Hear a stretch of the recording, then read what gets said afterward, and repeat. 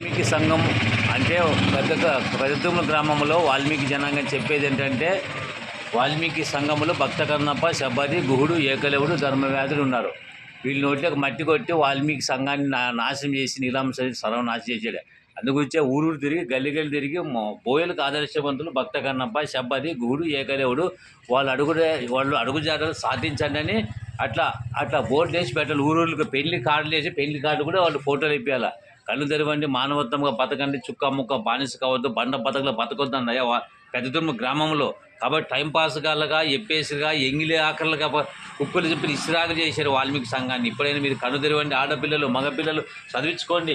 ఇట్లా కరపల్లి గుండెకైనా ఎవడన్నా ఏపీలో ఎవడన్నా ఉంటే కూడా వాళ్ళు కాలికి తూరిపోతున్నాయి. ఇప్పుడైనా వాల్మీకి జనాంగమా చాలా కర్ణాటకలో రిజర్వేషన్ ఉంది, అన్ని రాష్ట్రాల్లో రిజర్వేషన్ ఉంది, కానీ మనం కులిమిపోతే బోకోడ్లకు పారేసారు. ఇప్పుడైనా మీరు ఆడపిల్లలు మాకు చదివించుకోండి. ఈ కరపల్లి కొట్టించి ఊరికి ప్రచారం జట్టప్ప, రంగమ్మ నుండి అరుణ్ కుమారు, మరి వచ్చేసి రాజేష్, ముఖ్యన్ సారు, మరి ఎంతగానో ఉంటారు. మరి ముఖ్యంగా మంత్రాలయం మండలం భీమిరెడ్డి వాల్మీకి ప్రెసిడెంట్ ఆయన మరి ఇటువంటి వాళ్ళు ఉండబట్టే ప్రచారం చేస్తారు. నేను కూడా కర్నూలు జిల్లాలో అనేకులు ప్రచారం చేస్తాను. మీరు కూడా పిల్లలు చదివించుకోండి. చుక్కముక్క అవుతుంది. ఆర్టికల్ 340 అన్ని రాష్ట్రాలు, ఢిల్లీలో ఉంది సెంట్రల్ గెజిట్ వాల్మీకి. ఎందుకు మీరు కోర్టుకు వేసుకొని మనం ఇంటికి చందా వేసుకొని కోర్టుకు వేసుకొని గెలిపించుకుందామండి. ఎమ్మెల్యే ఎవరు చేయరు, మనం అడుగుదామండి. ఎమ్మెల్యేని అడుగుతాం, కలర్ అడుగుదామండి. మాకున్న ఆర్టికల్స్ మాకు కావాలని అడుగుదామండి. చెయ్యి జెండా పట్టుకుందామండి. పిల్లలు చదివించుకోండి, మేలుకోండి, కోలుకోండి. రాజ్యాంగాన్ని, రామాయణం ఏమి చెప్తుందో అది చదవండి అయ్యా.